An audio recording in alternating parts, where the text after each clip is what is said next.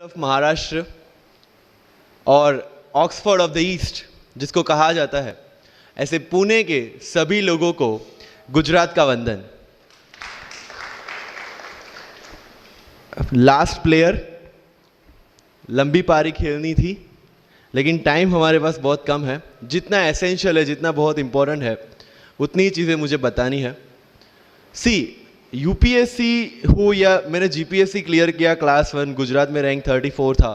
UPSC clear किया, rank 570, IPS, becoming the youngest IPS of Gujarat at such a early age, and then people come to you and बोलते हैं आप बहुत नसीबदार है, यू आर वेरी लकी।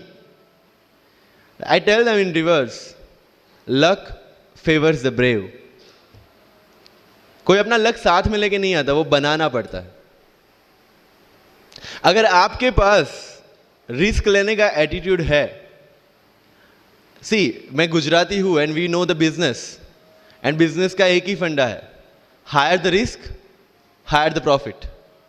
सो अगर 8:30 को आपका एक्सीडेंट होता है और 9 o'clock आप मेंस की एग्जाम देने जा सकते हैं, इंटरव्यू से पहले 1 महीने तक आप हॉस्पिटलाइज्ड है और उससे 1 वीक पहले आप दिल्ली जाके उसकी प्रिपरेशन कर सकते हैं, तो luck has to come with you.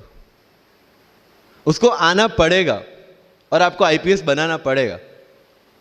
लोग बोलते हैं कि एक्सीडेंट के बाद आप जाके आए एंड ऑल, तो द सिंपल था कि मैं एग्जाम के लिए निकला, मेंस मेरा था, सुबह GS3 का पेपर था।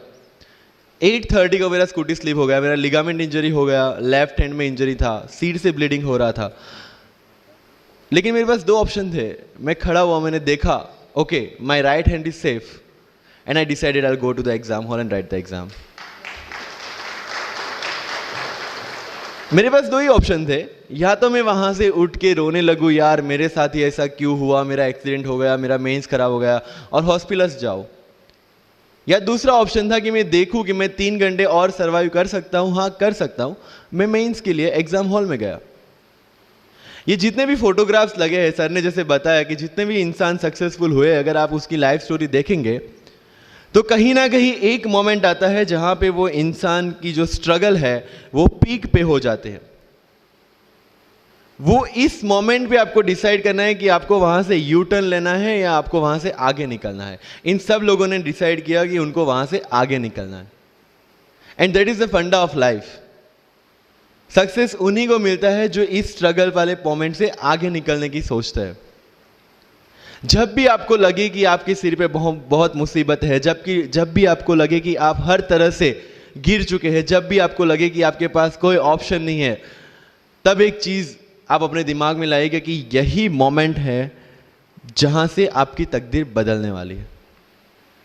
क्योंकि डायमंड जो होता है वो जितना ज्यादा घिसता है उतनी ज्यादा उसकी वैल्यू होती है। सोना जो होता है वो जितना ज्यादा तपता है उतनी उसकी वैल्यू होती है। अगर आप जिंदगी में तप रहे हैं, अगर आप जिंदगी में घिस रहे हैं, अगर आपको लग रहा है कि आप हर तरह से मुसीबतों में गिरे हुए हैं, तभी आपकी जो वैल्यू है वो बढ़ने वाली है।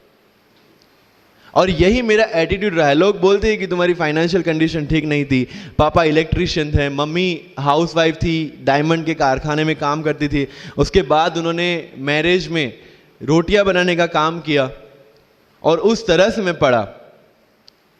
लेकिन जब मुझे पूछा जाता है कि ऐसी कौन सी चीज़ है आपकी लाइफ में जो आप बदलना चाहते हो, एंड आई सेड नथिंग। क्योंकि अगर वो चीज़ें नहीं होती मेरी लाइफ में तो शायद आज आपके सामने मैं नहीं होता। तो अगर लाइफ में प्रॉब्लम्स है, अगर लाइफ में स्ट्रगल है, जैसे सर ने बोला है struggle is a part of life, and I strongly believe in that. क्योंकि अगर हम दिल्ली में थे, मेरे दोस्त के साथ में निकला बाहर घूमने, तो बोलता है यार ऐसी लाइफ चाहिए, कोई मगजमारी नहीं, आराम से बैठते हैं पूरे दिन एसी वाले कमरे में, बहुत सारे पैसे हैं और कोई टेंशन नहीं, ऐसी लाइफ चाहिए मुझे। मेरे पास ऑप्शन है। बोलता क्या? बोला देख सामने ATM का रूम दिख रहा है, एसी वाला कमरा है, बहुत सारे पैसे, कोई मगजमारी नहीं, जॉब ले ले। क्यों IAS IPS में दिमाग खराब कर रहा है? अगर स्ट्रगल नहीं चाहिए तो you have to compromise with that life.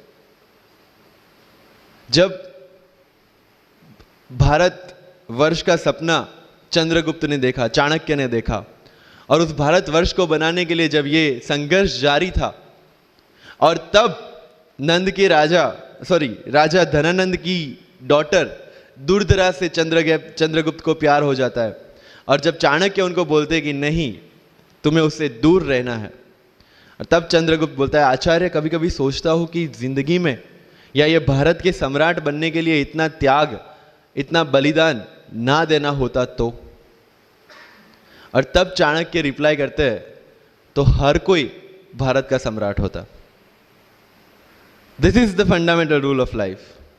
अगर आईएएस बनने के लिए, आईपीएस बनने के लिए सैक्रिफाइस करना नहीं पड़ेगा, अगर उसके लिए आपको त्याग नहीं करना पड़ेगा, तो आज पूरे इंडिया में हर घर में आपको आईएएस आईपीएस मिल जाएंगे। So when you are entering into this game of UPSC or MPSC, make sure that you have to sacrifice anything which will take you to your goal. लेकिन प्रॉब्लम ये है कि हमें टेंशन होती है, यार दोस्त की एंगेजमेंट है, उसकी बर्थडे पार्टी है, उसकी शादी है, अटेंड नहीं करूँगा तो बोलेगा मैं तेरी शादी में नहीं आऊँगा, एंड ऑल। लेकिन बिलीव मी, जब आप आईएएस बन जाओगे, वो सामने से याद दिलाएगा, भाई इनविटेशन कार्ड नहीं भेजा तूने। समझ रहे हो? तो जो कुछ भी इसके लिए सेक्रीफाइस कर रहे हो, वो जब आप उस पोस्ट पे पहुंचोगे, सब कुछ वर्थ है, सब कुछ। मेरा इंटरव्यू था यूपीएससी का, मुझे एग्जैक्ट डेट याद है, 23 मार्च को मेरा इंटरव्यू था। 28 फरवरी को मुझे हॉस्पिटल में एडमिट किया गया क्योंकि मुझे इन्फेक्शन हो गया था बॉडी में, एंड बहुत हाई फीवर था, तो आईवी के अलावा कोई ऑप्शन नहीं था। 1 मार्च को ठीक होके मैंने सोचा चलो दिल्ली निकलते हैं। 2 मार्च को मैं दिल्ली पहुंचा। 3 मार्च को वापस से टॉन्सिलाइटिस का अटैक होने की वजह से फ्लाइट लेके वापस से पालनपुर, अहमदाबाद, अगेन हॉस्पिटलाइजेशन। 15 मार्च को I got relieved from the hospital. 16 मार्च को मैं दिल्ली पहुंचा, और 23 मार्च को I gave my UPSC interview. तो 1 महीने का हॉस्पिटलाइजेशन। उसके बाद जब दिमाग में ये था कि मेरे साथ जो लोग इंटरव्यू दे रहे हैं वो 1 महीने से प्रिपरेशन कर रहे हैं, एंड 1 महीने से मैं हॉस्पिटल में था, again I thought this is the moment to prove yourself. I went to the interview, और पूरे इंडिया में 2nd highest marks in interview. This is not to say कि मैंने कितना अचीवमेंट लिया, this is just to say UPSC is all about this. मैंने कोई preparation नहीं की थी यूपीएससी के लिए, इंटरव्यू के लिए, but again I scored good marks in interview, because UPSC सिर्फ आपका नॉलेज चेक नहीं करता। Make it very clear in your mind, जैसे सर ने बोला, it's a game of wisdom. आपको पहले ऑफिसर बनना पड़ेगा यहां से। यूपीएससी का काम तो सिर्फ थप्पा लगाना है कि हाँ ये ऑफिसर बन गया।